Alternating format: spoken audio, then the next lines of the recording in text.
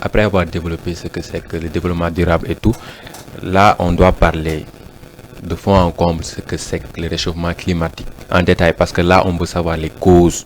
Parce que le réchauffement climatique ne peut pas venir ici comme ça pendant la journée, qu'on dit le réchauffement climatique. Même sa création, il y a une cause qui s'est installée pour avoir le réchauffement climatique. Est-ce qu'on peut avoir ça? Oui, bien en fait, le réchauffement climatique est causé naturellement par l'activité humaine. Mais bon, on peut, comme tu as dit, essayer de disséquer la chose, d'analyser en profondeur. Parce que l'agriculture elle-même est si vous voulez, c'est quelque chose qui entraîne le réchauffement climatique à travers le méthane. Tu vois, entre les déchets des animaux, etc., qu'on transforme parfois et qui entraîne naturellement des émissions de gaz. Au-delà de ça, il y a le fait, par exemple, que les industries sont polluantes.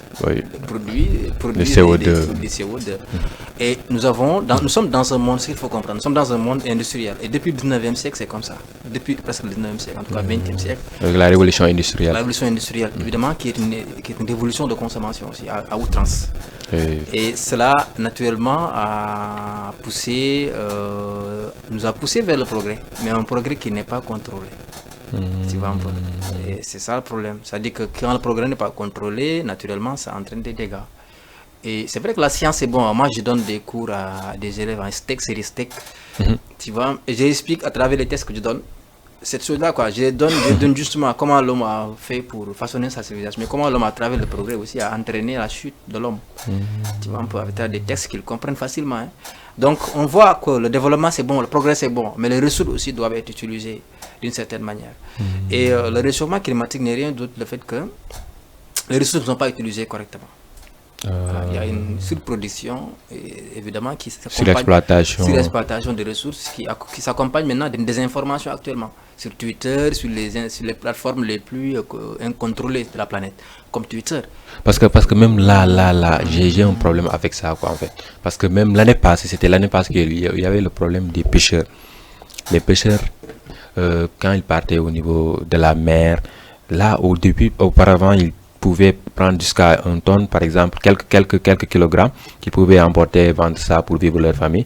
Mais l'année passée, on a eu ce problème, en fait, que ces pêcheurs ne trouvaient presque rien. Ils peuvent aller jusqu'à des centaines de kilomètres comme ça pour ne trouver qu'une panier de poissons. Et là, on peut citer comme cause aussi ces entreprises qui viennent ici au Sénégal, par exemple, avec le Japon, par exemple, qui n'a pas de mer, en fait, donc on peut dire comme ça, parce qu'avec le Japon est contaminé. Voilà. C'est ça la zone contaminée. Voilà, donc eux ils sont obligés de venir au niveau des pays africains pour prendre des tonnes, en fait. Imagine des tonnes de poissons qu'on prend ici. C'est la base de contrat. C'est comme ça, ça dit que les États à leur niveau font des partenariats donc maritimes, dans le domaine maritime, etc. Il y a des grands avocats dans ce domaine. Maintenant, à la Suisse, ce qu'on voit en dernier ressort, c'est que ce sont les ressources qui pâtissent de ça. Les ressources. Et les populations vivent de ça. Malheureusement, si les populations n'arrivent pas à accéder à ces ressources, à cause d'une mauvaise politique des États, politique sociale, politique maritime, politique économique, donc ça dit tout est lié. Si on veut que les choses soient bien faites, mais à la limite on voit que la planète n'est pas bien gérée. C'est la planète elle-même qui n'est pas bien gérée, à la fois par les autorités politiques, par les hommes politiques, par les instances mondiales, par les grandes firmes qui aujourd'hui ont le monopole beaucoup plus important que les États eux-mêmes. Et ça il faut le dire. Par mes amis Paul aussi, il faut préciser, ils nous suivent en direct comme ça. Non, sérieux. Non, moi je suis pas là, attention. Oui, non, mais en sérieux, on doit parce que là, les gaz à effet de serre, on peut citer le méthane. Le méthane est libéré par des bœufs, voilà, des vaches, etc. Donc, ils libèrent le méthane et là, on a constaté ici au Sénégal l'augmentation considérable de ces animaux. En fait. Mais attends, et aussi la déforestation. Nos parents, quand même, ce qu'il faut comprendre, c'est que si le méthane est bien géré, la ressource produite par les déchets, tout ça, quoi. Si elle est bien gérée, il n'y a pas de problème. Actuellement, ce qu'on constate, c'est qu'il y a des pesticides, il y a autant de choses également qui sont produites par les industries. Qui font que donc ce ne sont pas les pôles qui font que évidemment aujourd'hui la terre est contaminée aussi.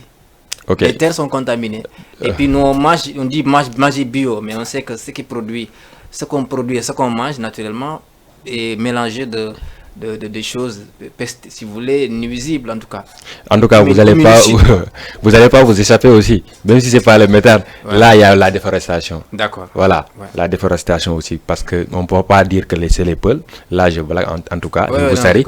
Mais là, la déforestation fait partie vraiment des choses qui détruisent la forêt. Qu'on se dise la vérité. Imagine, tu viens. Tu veux récupérer du charbon, tu brûles tout un hectare oui, c'est vrai. pour récupérer quelques kilogrammes de charbon que tu vas vendre moins cher. C'est vrai. Oui, mais il y a des politiques de transition à ce niveau. C'est vrai que les gens exploitent les forêts.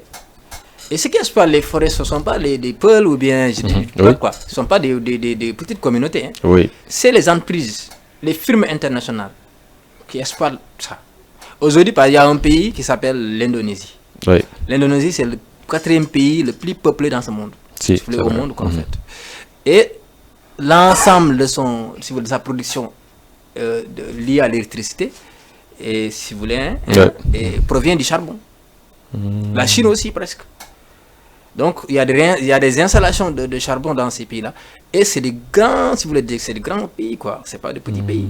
Donc, il y a des pays qui vivent du charbon et qui ne peuvent pas peut-être s'en défaire tout de suite. C'est pourquoi lors de la COP de Glasgow, COP 26 je crois, il y avait un petit blocage à ce niveau. Le charbon, comment faire pour que ça disparaisse dans les discours, et puis dans les faits et dans les actes, quoi. Malheureusement, jusqu'à présent, les questions d'énergie fossile ne sont pas prises en compte. Il n'y a pas de définition réelle de ces accords-là à ce niveau. Donc, moi, je pense que c'est vrai que nous, on coupe, hein, nous, au Fouta, on coupe, on fait tout, hein, mais on est surveillé par les services d'hygiène, etc. Mais ce qui est vraiment une problématique mondiale, c'est le business qui se crée entre les États, les services douaniers, les grandes, si vous voulez, voyez ça peu, les grandes entreprises. Donc, maintenant, cette somme-là, tout cet argent-là nourrit les contrebandes, nourrit également les militaires, les milices. On le voit au Congo, on le voit par exemple, le conflit du Congo ne va pas s'arrêter tout de suite parce qu'il y a tellement de choses entremêlées dans ça. Donc fondamentalement, il ne faut pas regarder les communautés, regarder les gangs aussi, les groupes de bandits qui vivent de ça, qui vivent de la surexploitation des ressources, du braconnage, etc. Et qui font que vraiment le problème devient géopolitique, à la fois géopolitique, social, écologique et environnemental. Donc, téléspectateurs, vous l'avez si bien entendu, là on a des causes, on a la surexploitation des ressources, il y a la déforestation qui fait partie des causes du changement climatique, il y a aussi ce qu'on appelle aussi l'action de l'homme au niveau de l'environnement qui regroupe ces deux-là, il y a aussi ce qu'on appelle aussi... c'est-à-dire cet équilibre qu'on a tendance, cet équilibre de l'écologie qu'on a tendance à perturber. Donc ça fait partie des causes. Mais quand on parle de causes aussi, on va parler de conséquences. Donc quelles sont ces conséquences? Oui, les conséquences sont là. Hein. On va, comme je dis, j'ai tout de suite envie de vous dire, par exemple, l'eau est polluée. Tout de suite, l'eau est polluée. L'eau est polluée, comment? L'eau est contaminée. Il n'y a plus des espèces. Tu as vu, les espèces halieutiques disparaissent. L'eau est polluée, c'est une conséquence. Les oiseaux ne chantent plus. On a envie de voir les oiseaux chanter. Ah oui, j'avais pas remarqué, c'est vrai. Sur le fait que les oiseaux ont tous cohabité avec les humains. Ils ont créé leur habitat. Maintenant, en fonction de ça, ils ont noué des liens avec nous. Mais les animaux, les oiseaux nous ont quittés. Parce que là, tu parles que les oiseaux ne chantent plus. J'ai remarqué ça. Quand j'étais enfant, là, au matin, quand on se préparait pour aller à l'école, on a l'habitude d'entendre ces pigeons qui recoulaient en fait. Ouais, maintenant, c'est vrai. On n'entend que des bruits de moto, de voitures.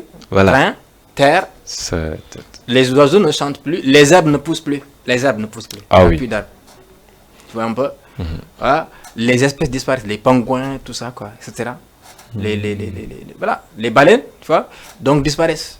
Les conséquences sont là. On voit les conséquences. Le climat nous atteint. De telle sorte qu'évidemment, on a tellement chaud tout le temps, quoi. Tu vois, le réchauffement climatique, ça entraîne un changement de température. Pourtant, il y a des zones comme par exemple Tamba. Perturbé. Parce qu'il y a des zones comme Tamba, par exemple. Ouais. Quand je viens ici, je vous dis que nous, on est à... Parfois, on atteint 45, jusqu'à 48, je vous dis. Il y a une année, pendant le mois de Ramadan, on est allé jusqu'à 48 degrés, 49 comme ça. Ouais. Mais quand tu expliques ça aux gens de Dakar, ils vont... Arrête d'imaginer des choses. Il faut qu'ils se rendent déjà à Tamba. Pour comment j'étais à Tamba, donc j'ai compris. C'est vrai que c'est des zones très affectées comme Matam, comme Kaola. J'ai fait toutes ces zones-là, je connais.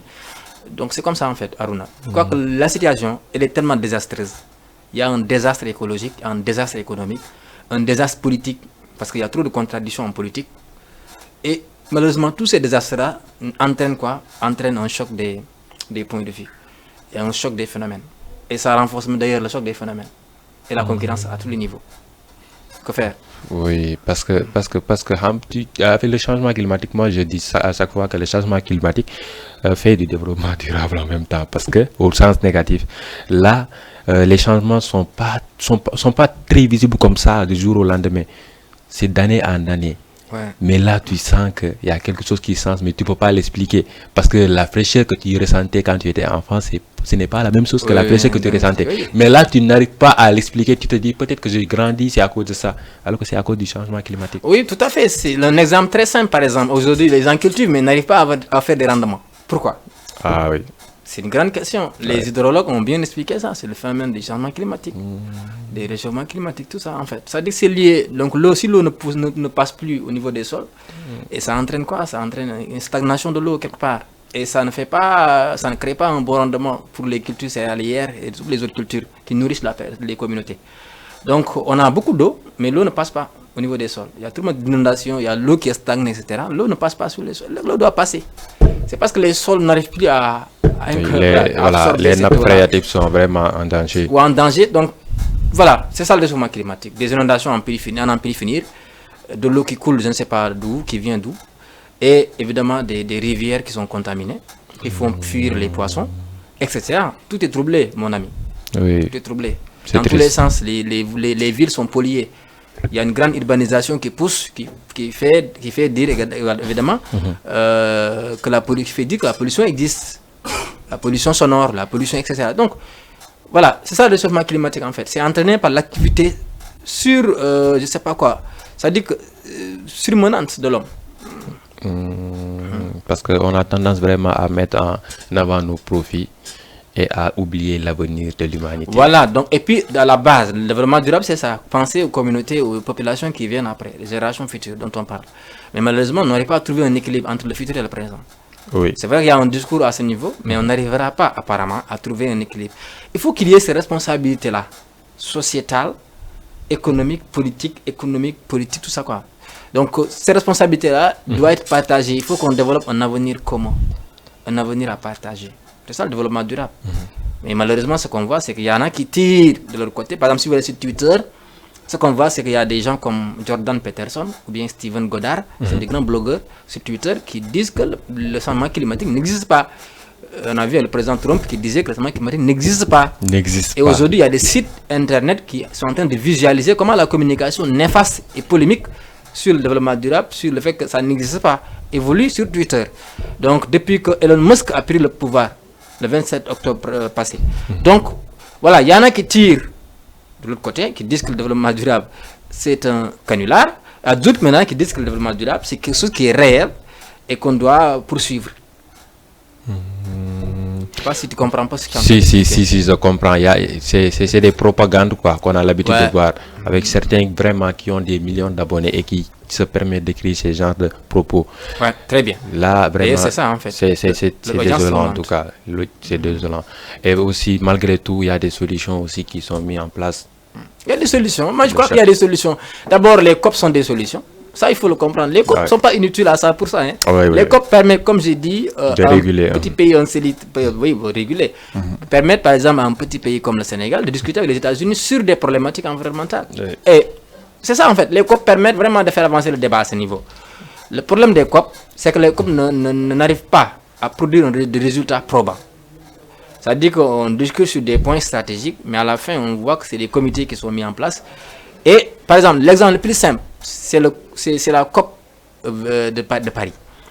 On avait dit qu'on allait dégager 100 milliards pour lutter contre le changement climatique. 100 milliards de dollars.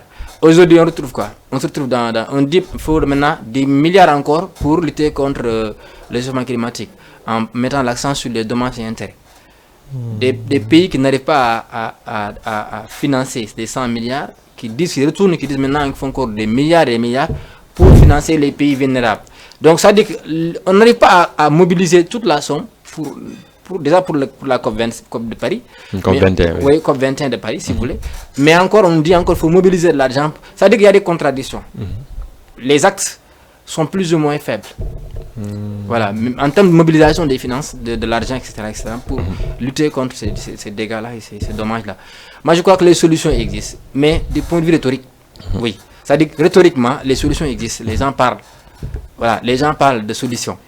Hein? Mais ce qu'on voit, c'est qu'il y a un buzz à ce niveau. Un buzz énergétique, par exemple, on parle de l'énergie, transition verte, etc., avec des subtilités de langage. Hein? Oui. Avec aussi des installations qu'on est en train de faire, des éoliennes, des panneaux solaires, par exemple dans le cadre de l'énergie verte, l'énergie pure dont on parle. Oui. Mais on voit évidemment que même dans l'énergie verte, il y a des problèmes. Parce que les installations également sont produites à partir des minéraux qu'on tire, qu'on extrait du sol, du sous-sol. La Chine, 2,3% des installations sont produites par la Chine. Qui permettent par exemple de mettre en place des panneaux solaires, etc. Et des éoliennes dont on dit que bon, c'est important pour nous. Voilà. Il y a d'autres même qui tirent sur d'autres logiques en parlant d'énergie nucléaire.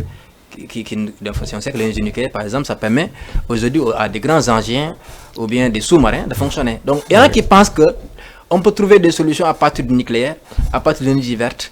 Mais ce qu'on voit, c'est que jusqu'à présent, si on considère tout le cycle de production, de fabrication, de tout ça en fait, de ces activités-là, donc ça tourne autour de l'extraction.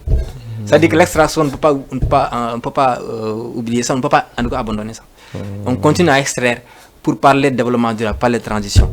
Donc vous voyez, l'argent n'existe, si vous voulez, l'argent existe, mais les solutions durables n'existent pas. C'est-à-dire qu'on n'est pas crédible en termes de projection. On se projette rarement et on n'est pas tout à fait dans la bonne perspective pour réaliser réellement des choses à court terme, pour que ça soit visible et viable. Voilà, donc là, on est vraiment... On a beaucoup appris en tout cas. J'ai beaucoup appris. Parce que là, on parle vraiment, on va aller dans le but du sujet, on va parler du développement durable, la solution qui permet d'éradiquer le changement climatique aussi. Donc, comment le développement durable va éradiquer le changement climatique? Le développement durable, à mon avis, c'est comme toutes les autres politiques. Hein. C'est vrai que ça couvre tout, mais en fait. Mais on ne peut pas quand même dire tout de suite, avec une certaine sincérité, honnêteté, une crédibilité par rapport à ce que les choses nous font dire, que le développement durable en soi est une solution durable. Moi, je n'y crois pas parce que les gens qui prennent des engagements vont mourir bientôt. Et il n'y aura personne pour contrôler ce qu'ils ont fait de bon ou ce qu'ils ont fait de... Donc, ça veut dire que chacun prend position par rapport à un contexte présent.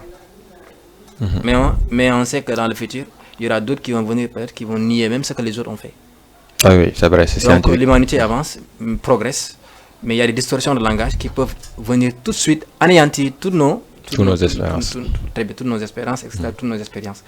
Donc, c'est à l'homme de prendre son destin en main, en prenant en compte, bien sûr, les avantages tirés de la biodiversité, mais aussi en prenant en compte l'humanité, dans l'humanité, les autres êtres vivants font partie de l'humanité. Oui, c'est vrai.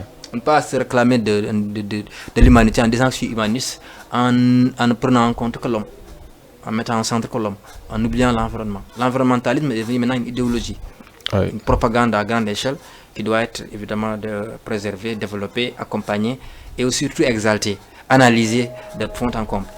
C'est ça qu'on voudrait. C'est ça qu'on voudrait.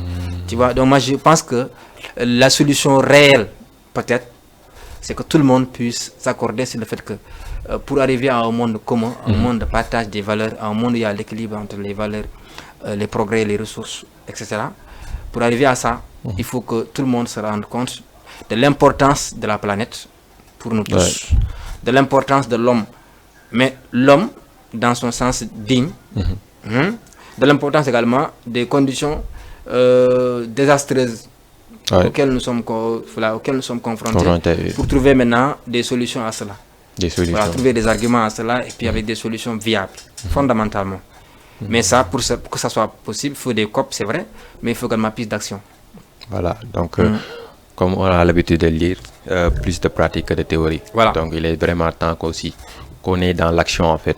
Donc là, on est presque à la fin de notre émission et là, on ne peut pas finir l'émission sans parler d'une organisation vraiment qui mérite de la visibilité, qui est Dunia Éthique. Et il y a une personne vraiment qui est présente ici, qui est notre invité d'honneur.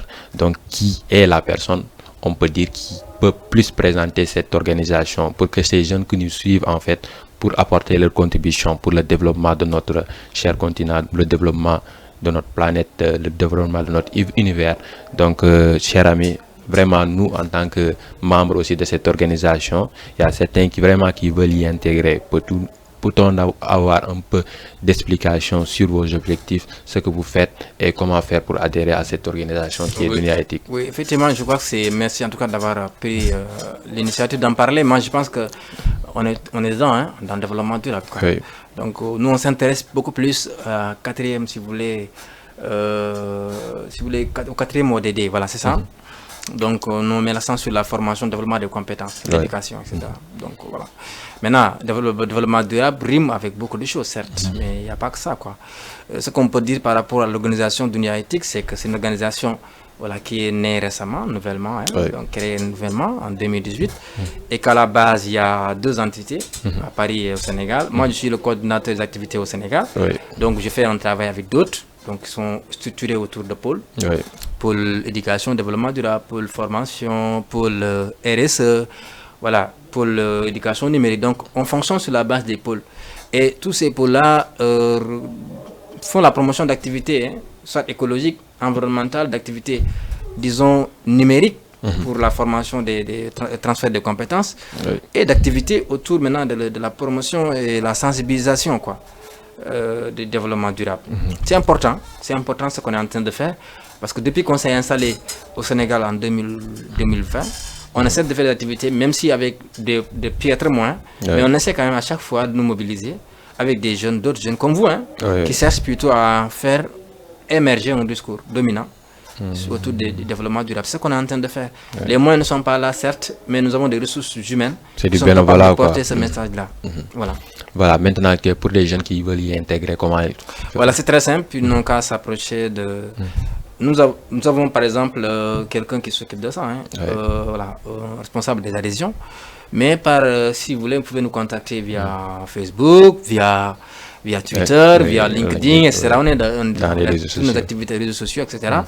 Donc on fait des choses, voilà, avec d'autres. Et je crois que c'est possible de mettre Dunia Éthique sur les links pour regarder, prospecter ce qu'on est en train de faire. Voilà, donc... vous l'avez bien entendu aussi, parce que là, c'est une organisation qui fait de jolies choses, en fait.